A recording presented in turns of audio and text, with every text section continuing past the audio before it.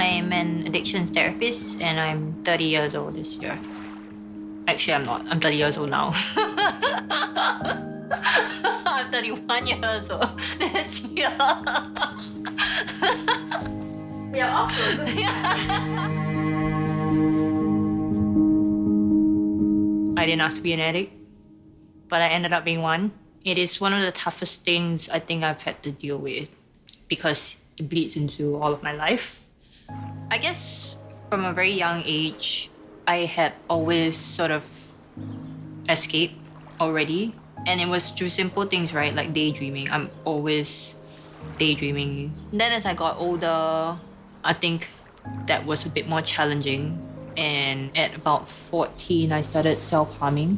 For a long time, that kept going till I found meth. Am I allowed to say meth? Yeah. Yes.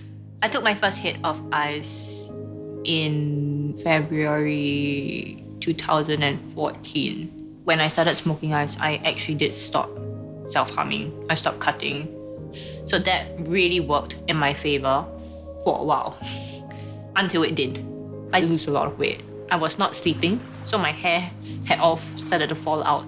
I was going to the dentist so often just to make sure that my teeth weren't gonna fall out. August, that's when I got caught. It was the catalyst to change my life drastically. I was just like, holy shit. Like, help, help, help. Like, what are we gonna do? The worst thing in court is not the police. It was seeing my parents sitting in court. The guilt and the shame of like, oh my god, now I have to go and face the music, basically, face up to the consequences of my actions, or my behaviors, or my decisions. That was the toughest part. And in that moment, all I could think was like me and my poor self, like I don't want to go to prison, like even though I was using a class A drug in Singapore. Do the crime, do the time, right? My dad got me an appointment with an addiction psychiatrist. I went and I guess the first question he asked me is, so, do you think you're an addict? And still, at that point, after being arrested, after seeing the pain that I put my family through, I still said no. I was gonna stop already. That was my last run. He just let me be and said, okay, there's a Narcotics Anonymous meeting tonight. Please go for it. And by the time everybody had shared, I was like, holy shit, I'm an addict. My lawyer went back and forth with the representations. By that time, it had been more than a year. My mom called me one day and said the prosecution has agreed to probation.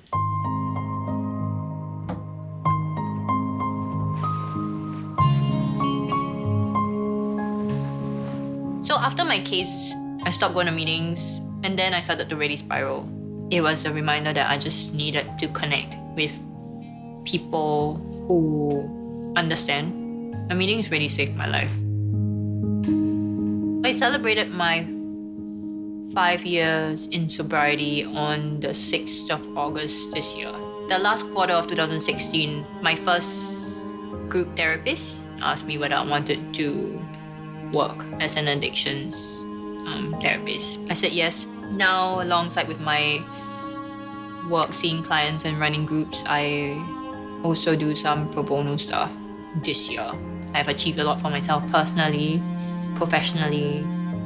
This is the one job that I can share my stuff and this helps the client or this helps people around me. I feel really lucky that I get to do that. Because it helps me. Like, it reminds me of where I came from. It reminds me of what I needed then. It reminds me also of my growth. I feel very lucky to be alive.